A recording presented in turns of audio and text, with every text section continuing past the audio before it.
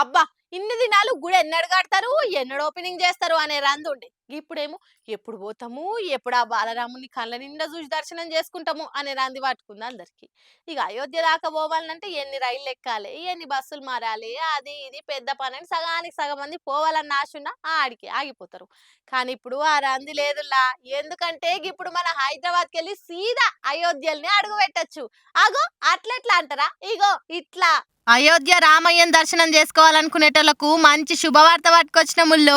అయోధ్య పోవాలంటే దగ్గర దగ్గర 2-3 ట్రైన్లు, బస్సులు, అటెనక ఆటోలు ఎక్కితేనే ఆ బాలరాముని చూడగలుగుతాం.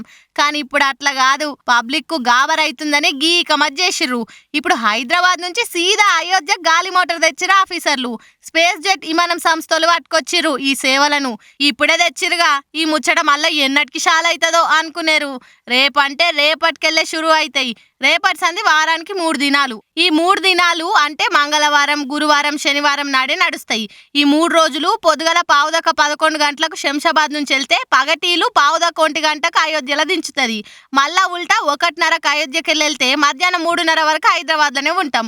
అంటే ఈ గాలి మోటార్ చాలైతే 2 గంటలలోనే అయోధ్యకు పోయి బాలరాముని దర్శనం చేసుకొని పొద్దెక్కేలోపు మళ్ళా హైదరాబాద్ లోనే ఉంటాం. నడమ ఈ బస్సులు ఆటోలు ఎక్కే పనే ఉండదు. ఇక ఇన్నారు కదా, ఓ వెయ్యి అటో ఇటో గాని నిమ్మలంగా పోయి రావచ్చు. నడమ గడిబిడే ఉండదు. మరి మీరు కూడా అయోధ్యకు పోవాలనుకునేటోళ్ళు జప్పున టికెట్లు బుకింగ్ చేసుకోరిగా. బయటకు వెళ్దామంటేనే బుగులైతుంది. పగటి లెక్కనే బగ్గు మనబట్టే ఈ ఎండలు సలగుండా. పొద్దుగాల 10 గంటలకే డ్యూటీ కని వెళ్తే చెర్రసేపు బస్టాండ్లో నిలబడే వశమే అవుతలే అంటే చూడుర్రి సూరన్న ఏ తీర్ల మండిపోతుండో. ఇక ఊర్లో నన్నంటే ఇంత చేను చెలుకుంది కాబట్టి జర చెట్ల కింద నీడపడుకని ఇంత గాడుపు వస్తుంది. ఈ పట్నంలోనైతే మరీ అధ్వానంగా ఉన్నదుల్లా. బాండ్ల పొగ ఆ పొగ కలిపి గాలి సుత గప్పు మని రావట్టే. ఏం చేద్దాం, ఇది సినిమా ముంగటొచ్చే జస్ట్ ట్రైలరేనట. అస్సలెండ ఇంకా ముందు ముందు ఉందంటారు వాతావరణ శాఖోలు. ఇంకా పురాగా ఎండాకాలం చాలుగాక ముందే బాణుడు బగబగ మండబట్టే కదా. అక్కలేమో సున్నీలు సాల్వాలు కప్పుకుంటే అన్నలంతా హెల్మెట్లు ఖర్చీపులు కట్టి వెళ్తురు పండ్లకు పోయేటోళ్ళంతా. ఏం చేస్తాం, ఆ తీర్ల ప్రతాపం చూపిస్తుండు సూర్యభగవానుడు. ఇది ఇప్పుడు మటుకే గిట్లుంది, రాను రాను ఇంకా ఇంకా పెరుగుతుంది తప్పితే తగ్గదు అని అంటున్నారు వాతావరణ శాఖోళ్ళు. పల్లె పట్నం అన్న తేడా లేకుండా ఏడ చూడు ఇదే పరిస్థిత.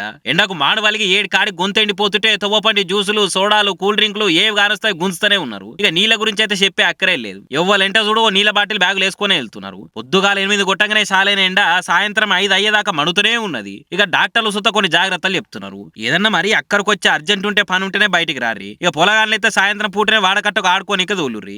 ఎండకు గాబరై ఎండ దెబ్బ కొట్టే ఛాన్సులు ఉన్నాయని చెప్తున్నారు. ఇక అందుకే జర చూసి తిరగమంటున్నారు. ఇక పండ్లకు రోడ్ల మీద దందాలు చేసుకునేటోళ్లకు నీడ పట్టుకే ఉండే తట్టు చూసుకోమంటున్నారు. ఎంత వీలైతే అంతా ఎప్పటికప్పుడు గొంతు తడిపితేనే సూర్యన్న వేడికి తట్టుకోగలుగుతాము, లేకపోతే ఉత్త పుణ్యానికే ఎండ దెబ్బకు బలైపోతామని అంటున్నారు. జర ఎండలు తగ్గేదాకా తప్పదు ఈ తిప్పలు. చూసింటే మంచిది. ఏమంటున్నావు? అటెంక మీ ఇష్టం. ఇక సుశిరానుల నేను పట్టుకొచ్చిన ముచ్చట్లు ఎట్లున్నాయో ఇంకిన్ని ముచ్చట్లతో మళ్ళా కలుద్దాం. అప్పటిదాకా చూస్తూనే ఉండుర్రి మన మైక్ టీవీ ముచ్చట్లు.